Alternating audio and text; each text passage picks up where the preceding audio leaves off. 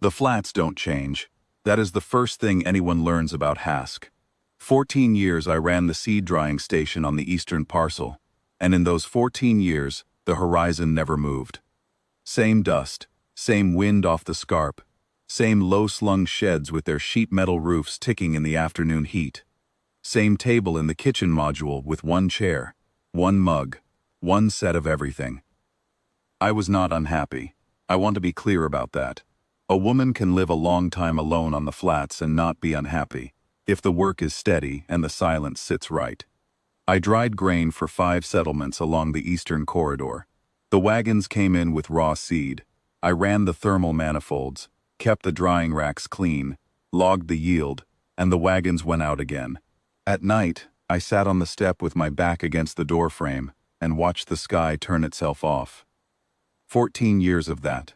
I had stopped counting, which is a kind of peace, though not the kind anyone writes songs about. Nothing interesting had ever happened at my station.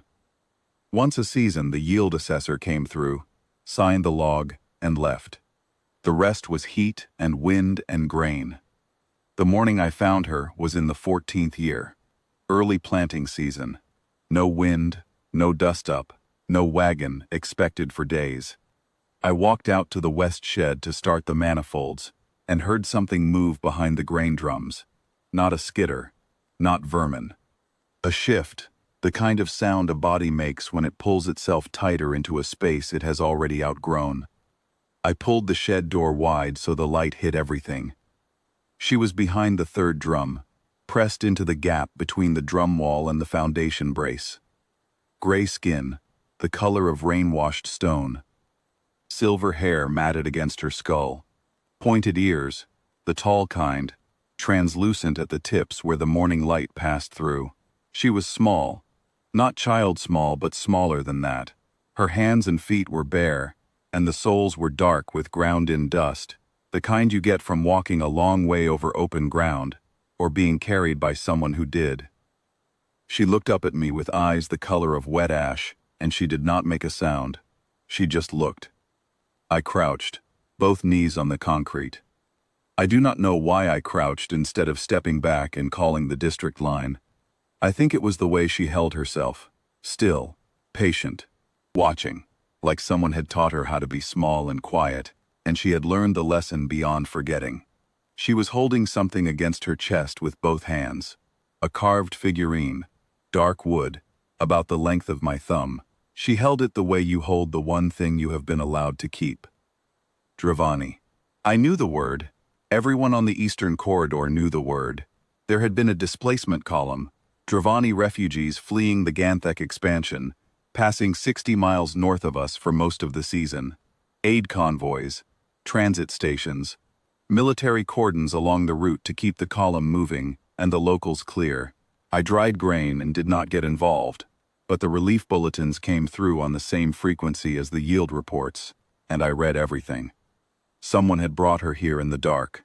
They had crossed the flats, found the one building with a light in the window, and chosen not to knock, because if they knocked I might say no. So they chose for me.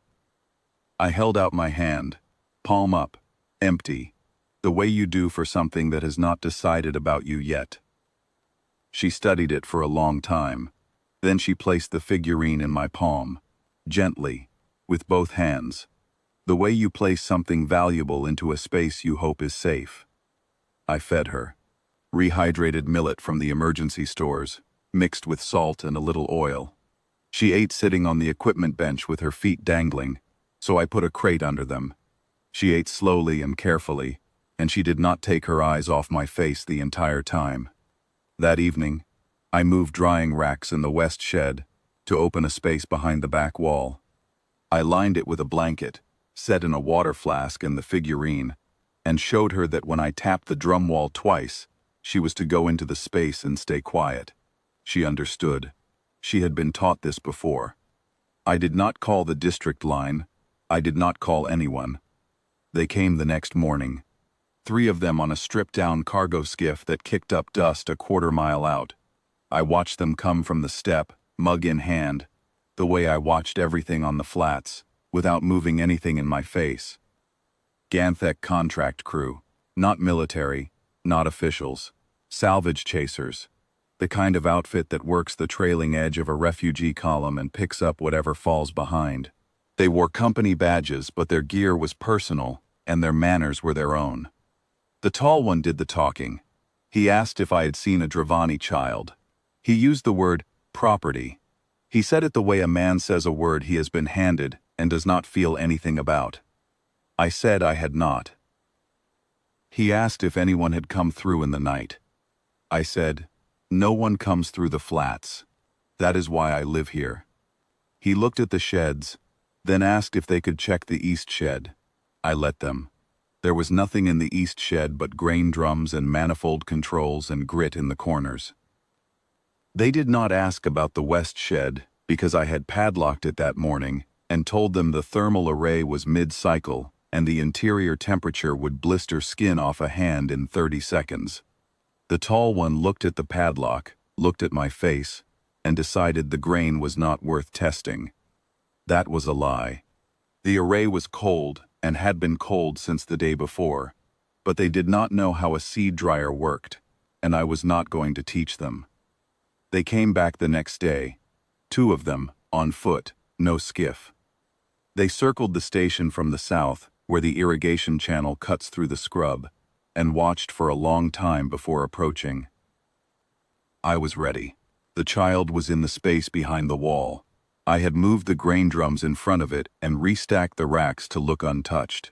I had cleaned the millet bowl and sealed it back into the emergency kit. I had swept the floor where her feet had scuffed the dust. The shorter one did the asking this time.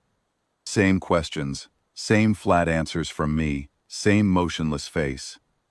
He said they had information that the child had been placed at a station on the eastern corridor.